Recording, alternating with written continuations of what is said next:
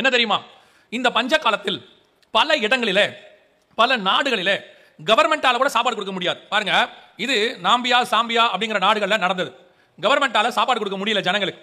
அதனால இது செப்பனியா 1:3, ஓசியா 4:3 இந்த தீர்க்க தரிசன வசனத்தினுடைய நிறைவேறுது. முடிஞ்சா ஏதாவது ஒரு வசனத்தை மட்டும் வாசிங்க பார்ப்போம். செப்பனியா 1:3 வாசிங்க, இல்ல ஓசியா 4:3 வாசிங்க. ஏதாவது ஒன்று வாசிங்க பார்ப்போம். இது நிமித்தம் தேசம் புலம்பும், அதில் குடியிருக்கிற அனைவரோடும் கூட மிருக ஜீவன்களும் ஆகாயத்து பறவைகளும் தோய்ந்து போகும், கடலின் மச்சங்களும் வாரிக்கொள்ளப்படும். இந்த தீர்க்க தரிசனத்தின் படி துல்லியமாக மிருக ஜீவன்களும் வாரிக்கொள்ளது. இதுல நாம பார்க்கிற விஷயம் என்னன்னா, அந்த கவர்மெண்டாலேயே மக்களுக்கு என்ன கொடுக்க முடியல?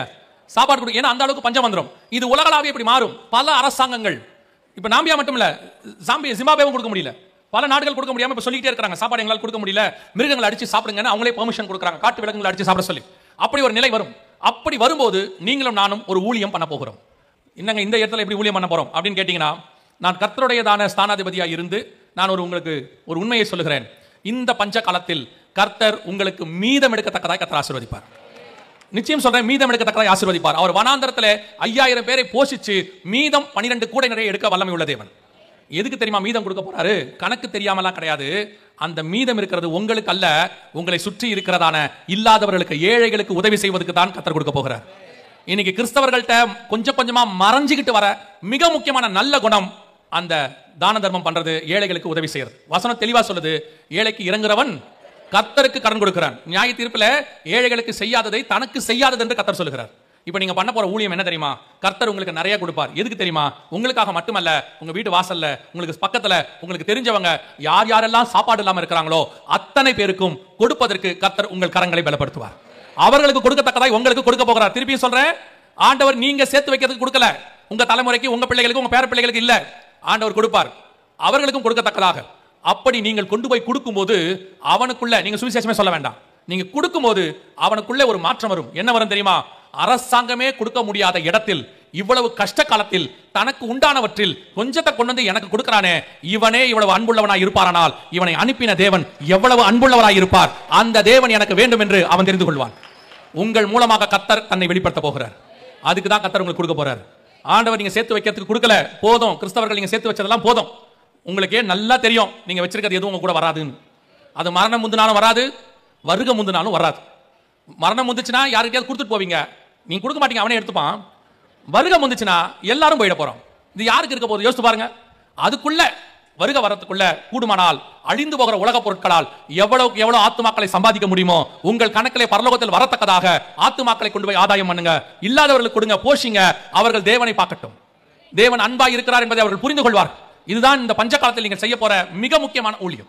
2 காரியத்தை நீங்கள் கண்டிப்பாக செய்ய வேண்டும். இதை ஒட்டி இன்னும் ஒரு சம்பவம் நடக்கும்.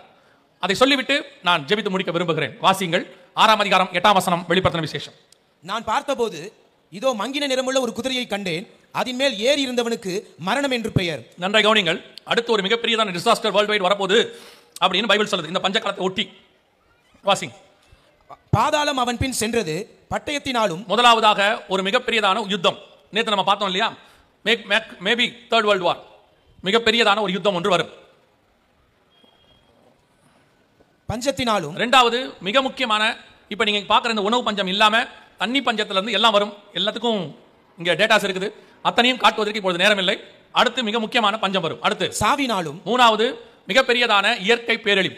பூமி, நான் உங்களுக்கு சொன்னேன் நினைக்கிறேன், ஆரம்பிக்கும் போதே சொன்னேன் நினைக்கிறேன், மிகப்பெரியதான பூமி அதிர்ச்சிகள் இந்த 10 வருஷத்துல நடந்திருக்குது. நேத்து கூட பிலிப்பைன்ஸ்ல நடந்திருக்குது. ஒவ்வொரு நாளும் ஏதாவது ஒரு இடத்தில் பூமி ஆடிக்கொண்டே இருக்குது. கிட்டத்தட்ட 10,000க்கும் மேற்பட்ட பூமி அதிர்ச்சிகள் நடந்திருக்குது குறிப்பிட்ட சில மாசங்கள்ல மட்டும். அது மட்டும் இல்ல, சுனாமிகள் இதெல்லாம் சேர்ந்து இப்போ குளோபல் வார்மிங், மிகப்பெரியதான இயற்கை பேரழிவுகள். அடுத்து பூமியின் துஷ்ட மிருகங்களினாலும். இந்த கொள்ளை நோய்கள் நம்ம சொன்னோம் இல்லையா, எல்லாத்தையும் நல்லா கவனிச்சு பாருங்க.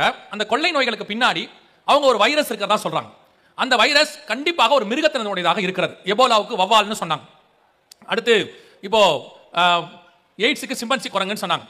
இப்போ மங்கி ஃபீவர்னு ஒன்று வந்துச்சுன்னு சொன்னாங்க. பன்றி காய்ச்சல், ஸ்வைன் ஃப்ளூ ஒன்று வந்துச்சுன்னு சொன்னாங்க. அது மட்டும் இல்ல, இப்போ மிடில் ஈஸ்ட்ல ஃபுல்லா கேமல் ஃபீவர், ஒட்டக காய்ச்சல் அப்படின்னு ஒன்று வருது. நீங்க நல்லா எடுத்து பாருங்க. இப்போ கொரோனாக்கு கூட ஏதோ ஒரு மிருகத்தை தான் சொல்றாங்க, ஊகான் மாநிலத்தில் மார்க்கெட்ல இருந்து வந்துச்சு அப்படின்னு சொல்றாங்க. மேபி லேப்ல இருந்து வருதா இல்ல அவங்களே எடுப்பாங்களா, ஏதோ ஒண்ணு. ஆனா எல்லாத்துக்கும் பின்னாடியும் ஒரு மிருகத்தின் பேர் இருக்கு. அத்தனையும் பைபிள் சொல்ற துஷ்ட மிருகமாக இருக்கு. பைபிள்ல எதெல்லாம் லேவியராகமத்துல கர்த்தர் துஷ்ட மிருகம்னு சொல்லியிருக்காரோ, ஒட்டகமா இருக்கட்டும், பன்றியாக இருக்கட்டும், அல்லது வந்துட்டு எலியாக இருக்கட்டும், அல்லது வந்துட்டு குரங்காக இருக்கட்டும், எதை வேணா எடுத்துக்கோங்க, 99% பைபிள் சொல்ற துஷ்ட மிருகத்தினால் ஒரு மிகப்பெரியதான வைரஸ், கொள்ளை நோய் வருது. அதான் பைபிள் சொல்றது துஷ்ட மிருகத்தினால் வருகிற மரணம். அது மட்டும் இல்ல, இப்போ ஆஸ்திரேலியாவில இருந்து ஏறக்குறைய 315 மிருகத்தின் வைரஸ் காணாம போயிருச்சு. கவனிங்க, இது அவங்க சொல்லியிருக்காங்க. ஆஸ்திரேலியால இருந்து கிட்டத்தட்ட 315 வைரஸ் காணோம்னு சொல்லியிருக்காங்க. கிட்டத்தட்ட 315 வைரஸ் காணோம்னு சொல்றாங்க. WHO உடைய ரிப்போர்ட் என்ன அப்படின்னு கேட்டீங்கன்னா, இதை விட மோசமான ஒரு வைரஸ் வேர்ல்டு வைட் வரப்போகுது அப்படின்னு சொல்லியிருக்காங்க. இது மிக முக்கியமான ட்ரீட்டி, அதாவது எல்லா நாட்டையுமே சைன் பண்ண சொல்லியிருக்காங்க. நாம ஒரு மிக முக்கியமான கொள்ளை நோயை மேற்கொள்ள வரப்போது, எதிர்கொள்ள போறோம், நம்ம எல்லாம் சேர்ந்து எதிர்கொள்றதுக்கு ஒரு சைன் WHO எல்லா நாட்டையும் கேட்டிருக்கு, வேர்ல்டு வைட் இது கொடுத்துருக்காங்க.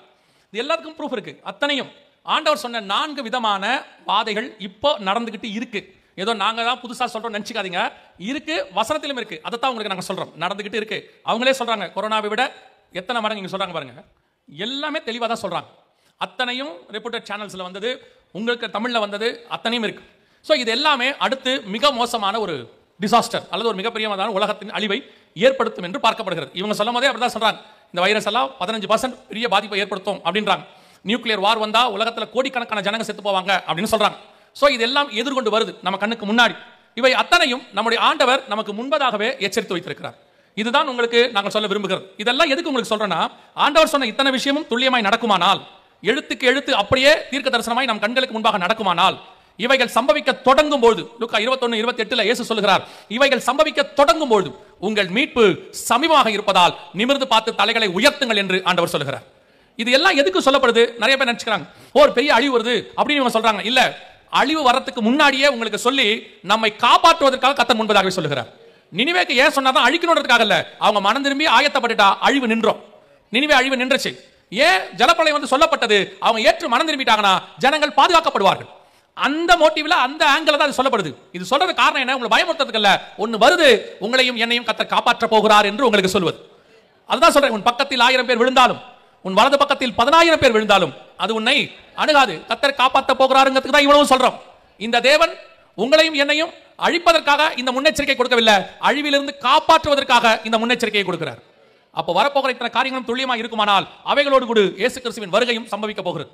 நிறைய வாய்ப்பு இருக்கிறது. அவர் வரும் நாளாகிலும் நாளிகையாகிலும் பிதா ஒருவரை தவிர மற்ற ஒருவனும் அறியான்னு இருக்கு. அதனால அவர் எப்போ வருவான்னு தெரியாது. ஆனா இவைகள் எல்லாம் வருகைக்கான அடையாளங்கள் கண்களுக்கு முன்பாக நடக்குது.